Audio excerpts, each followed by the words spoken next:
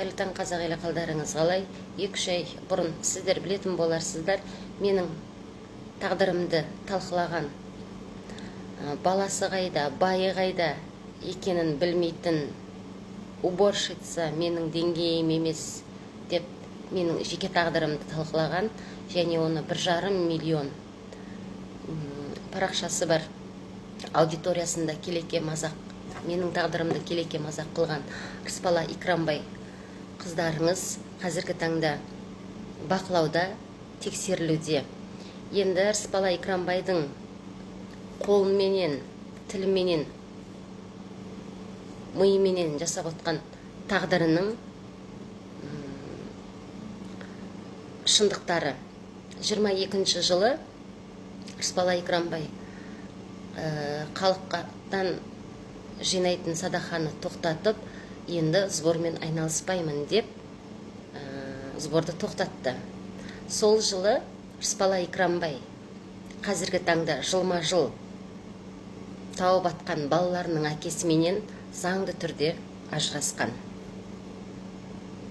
Менің тағдырым Алланың қалауымен тәлкекке түсіп жатса, Рысбала өзінің тағдырын және балаларының тағдырын, жаңадан туылып жатқан балаларының тағдырын өз қолдарымен ұрлықсын жасыру үшін тәлкекке салыпты. Себебі ол Рысбала Икрамбай 22 жылы сборды тоқтатқанда ол білді, түбінде бұл жиналған қайыр садақаның сұрауы бар екенін. Сондықтан ол қазіргі жолдасыменен заңды түрде ажырасып, құжат түрінде жалғызбасты ана, көп балалы ана болып, бәлки үкіметтің қамқорлығына ілінгісі келген шығар, бәлки халықтың алдында немесе заңның алдында жауапкершіліктен қашқысы келген шығар. Бірақ Рысбала Икрамбай сбор жабылғаннан кейін қазіргі жолдасымен заңды түрде ажырасып, қазіргі жолдасына егерде маған бір жағдайлар болып қалса, балаларға өзің дұрыстап қарайсың деп аманат қып тапсырған.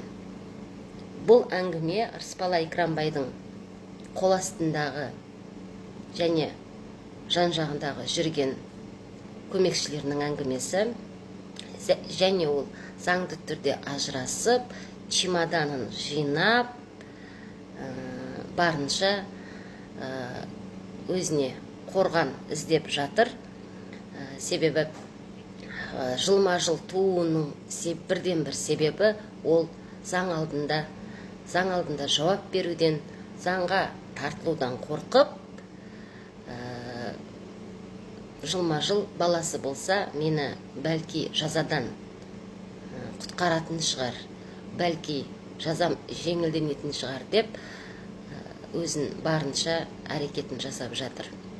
Енді менің тағдырымды талқыға салған Рысбала Икрамбай, мен Алланың қалауыменен өмірдегі тағдырымның дұрыс болмауы, ол менің кінәм емес, ал сенің тағдырың өзіңнің қолдарыңменен жасаған ұрлықтарыңменен бұзылып жатыр, және оны өзің бұзып жатсың. Сондықтан, құрметті қазақ елі, Рысбала Икрамбай бұл ұрлығының түбі қорлық екенін біліп, 22 жылы сборды жауып, сол жылы қазіргі жылма-жыл туып атқан балаларының әкесінен заңды түрде ажырасып, көп балалы ана, жалғызбасты ана болып, заң алдындағы жауапкершіліктен қашу үшін немесе жауапкершілігін жеңілдету үшін әртүрлі құйтырқы әрекеттер жасап отыр. Бірақ заң алдында ешкім статусқа қарап бөлінбейді. Заң ортақ, заң алдында барлығымыз бірдей жауап беруге міндеттіміз. Сондықтан Рысбала Икрамбай, 3 ай сайын бала тусаң да, жолдасыңмен ажырасып, заңды түрде жалғызбасты ана болсаң да, заң алдында сен де, мен де жауап беруге міндеттіміз. ешқандай қитұрқы әрекеттерің жүрмейді.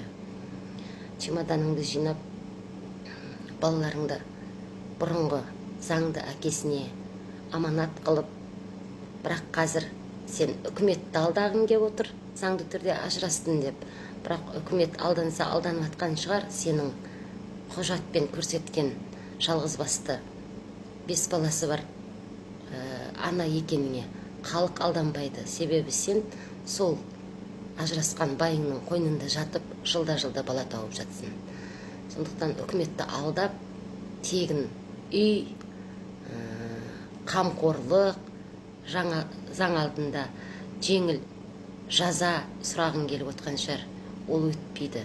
Себебі қазақ тіліне жанашыр, қазақ жеріне жанашыр Жансұлу 38 ішіндегі баласының 38 апталығында заң алдында жауап беріп, түрменің ішінде Ақниетті босанғаннан кейін 38 апталықта сотталып, 39 аптада түрмеден шықты. Сондықтан заң алдында алаяқ та, ел жанашыры да бірдей жауап береді, және жауапқа тартылады, және ақталады. Сондықтан Рысбаланың әрекеттері барынша қитұрғы бақылап отырмыз. Бақылана бересінде, себебі қазіргі таңда ең үлкен аудиториясы бар алаяқтық жолмен лотерея ойнатқандар, казино жарнамалағандар тізбектеліп, тексеріліп жатыр. 3,5 мен 7,5 миллион подписчигі барлар. Рысбала, сенің де күнің жақындап қалды. Себебі сенің қазіргі подписчигің 1,5 миллион екен. Сондықтан ешқандай қитұрқы әрекетің жүрмейді. Және кісінің тағдырын талқылайтын ешкім емессің. Құлап жатып, сүрінгенге күлудің қажеті жоқ. Ұрлықтың арты қорлық. Өзің қолдарыңмен өз тағдырыңды тәлкекке салып отсын. Ұрлығы жасап, халықтың қалтасына үңіліп, қайыр садаға жинап, қайыршылықпен өзіңнің отбасыңды, бала шағаңды, одан қалса әулетіңді асырап, бүкіл Икрамбай әулетін халықтың мойнына екі аяғын салбыратып, жылдар бойы бақтырып отырдың. Оның барлығына жауап бересің. Сенің әртүрлі қитұрқы әрекеттерің жан-жақтан келіп, тізбектеліп, тиесілі жерге беріліп жатыр. Өте ұзақ жұмыс жасайды, себебі сен өте көп қитұрқы әрекеттер жасап, халықтың қалтасын тонап, туған туысыңды байытқан екесің. Қазақ ақмақ емес, алмақтың да салмағы бар. Алған кезде білдің, енді салмағын көтеріп жауап беруге міндеттісің.